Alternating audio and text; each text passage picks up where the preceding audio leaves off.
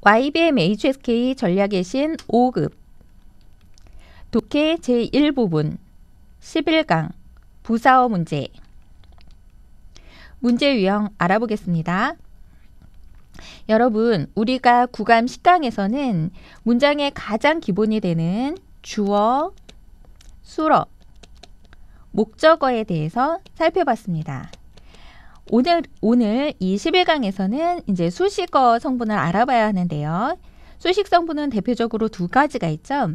그 중에서 한 가지인 부사어에 대해서 정리를 해드리겠습니다.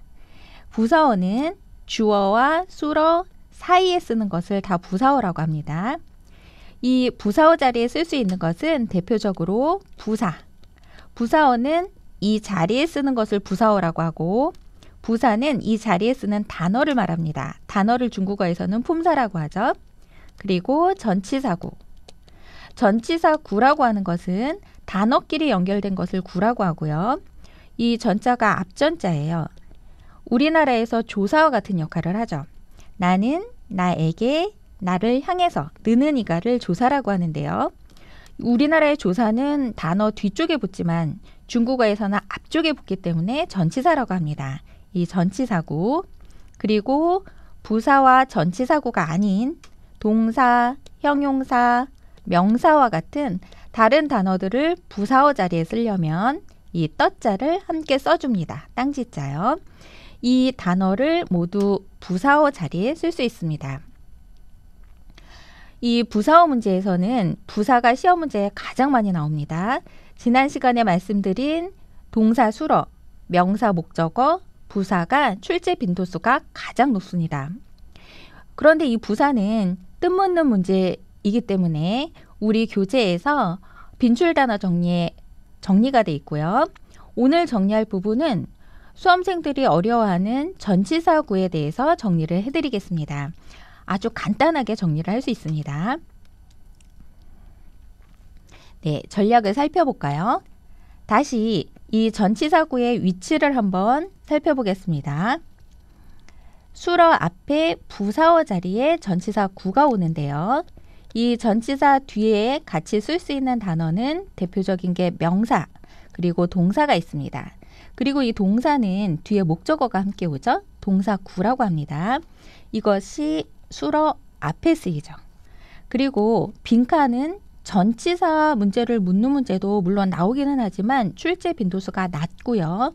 보통 전치사 뒤에 명사나 동사에 동사를 묻는 문제가 출제가 됩니다. 그러면 우리는 이 부분만 정리를 하시면 되겠습니다. 독해 일부분 지문을 한번 살펴보시면요. 문장이 길죠. 이 독해 일부분은 문장을 해석하는 부분이 아니라 단어를 찾는 문제이기 때문에 해석을 다 하실 필요가 없습니다. 전혀 상관이 없어요. 우선 문장 맨 앞에서 빨리 한번 읽어보시면, 이 앞부분을 읽어보시면 이 문장이 어떤 내용인지 사전 지식을 얻을 수 있기 때문에 우리가 문제를 좀 더 쉽게 풀 수가 있고요. 그리고 나서 빈칸 주변을 보면서 핵심 단어를 찾아서 정답을 고르면 되는 문제입니다. 그러면 문제를 풀기 전에 단어를 한번 살펴볼까요? 위방, 예방하다. 한자에서 위자가 있으면 모두 미리라는 뜻을 가지고 있죠. 이 예방하다는 뒤쪽에 보통 삥, 병을 미리 막다, 예방하다라는 뜻으로 쓰이고요. 또 나왔네요. 수어도안, 축소하다, 줄이다, 단축하다. 수어자가 축자입니다. 시간이나 거리를 줄이다, 단축하다라는 뜻인데요. 거리를 단축하다 했을 때 수어도안,距离. 거리를 단축하다라는 뜻일 때는 수어도안 대신 동사는 또 뭘 쓸 수 있다고 했죠? 그렇죠. 缩小距离.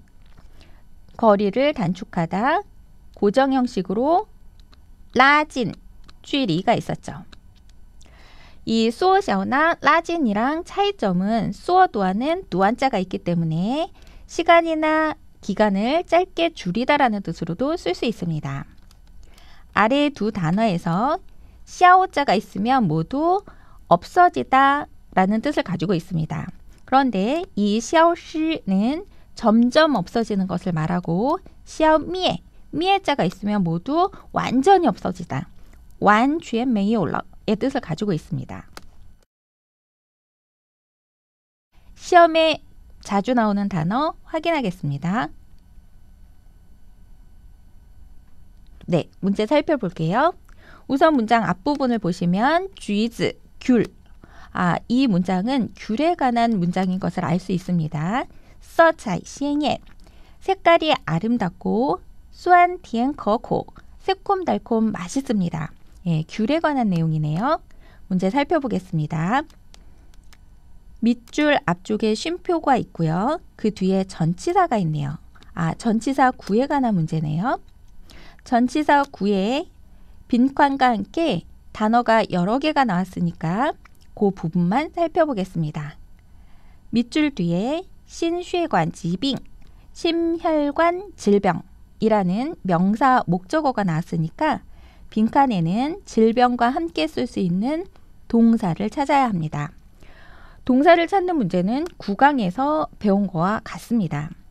선택항을 살펴보시면 모두 동사가 나와 있고요. 핵심 단어가 있네요. 병을 예방하다.